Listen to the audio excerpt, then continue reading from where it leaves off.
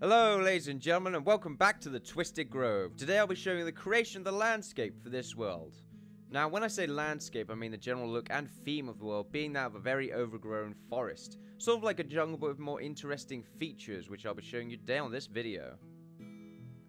Now what you're seeing right now is pretty much best described as our palette. At the moment the world is only filled with the walls, being the mountains, and a few geographical enhancements, being the stone arches. But most of the world is flat and requires detail in order to fit the proper theme for the Twisted Grove. So, what I'll be adding to the world, as obvious as it sounds, a very large, very tangly tree that wraps its way around the land. This, I believe, is the third attempt of making a decent looking tree for the world, as the others became too blocky or fat.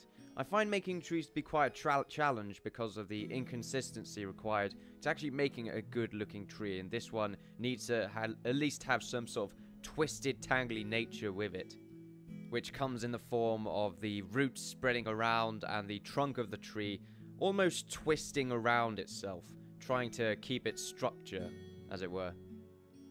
And even then, following this twisted design actually gave me a good sort of basic standpoint in the future, at least, actually making large trees, as it gave me a special technique, as it were, when I was actually trying to make these different tree types. I found this to be a very cool, very neat result when it came to actually making a tree trunk. What I did was I used Voxelsniper's ball brush to create two twisted roots sprouting from the ground, of which I then proceeded to fill in the middle with a large brush, and then using the lift and fill tool to make the trunk smaller as it got taller,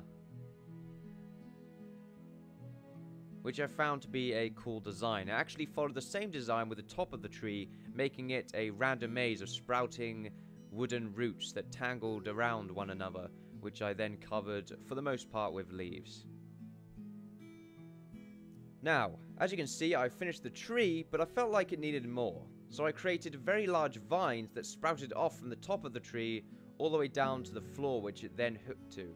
This I found to be a good idea as it added more detail to the bottom of the area.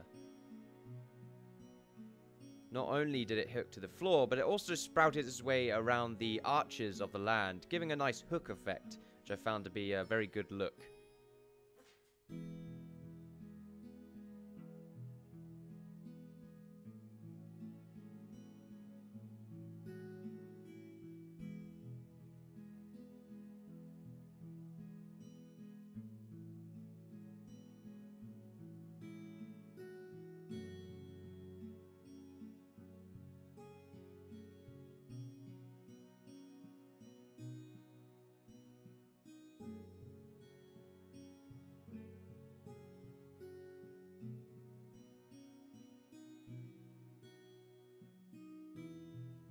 And there you have that, ladies and gentlemen, the large trees of the area. I created the same tree on the other side of the arch, but I made it slightly smaller just to add a level of inconsistency.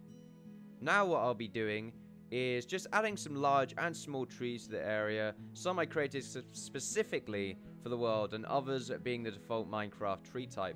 What I also do is create small pools, and then surround them with lily pads and grass, and then I also add vines, and also created my very own vines and added them to the tree. Unfortunately, I did not record those. I do apologize for that. But this is the final result of the area, ladies and gentlemen. Loads of hooks, loads of vines connecting to everything. There's probably going to be a lot more detail in the future. I'm going to add a little bit more here because I don't feel like it's enough.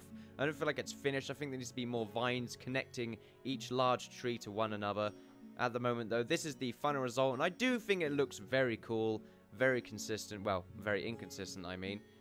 Which was the desired effect.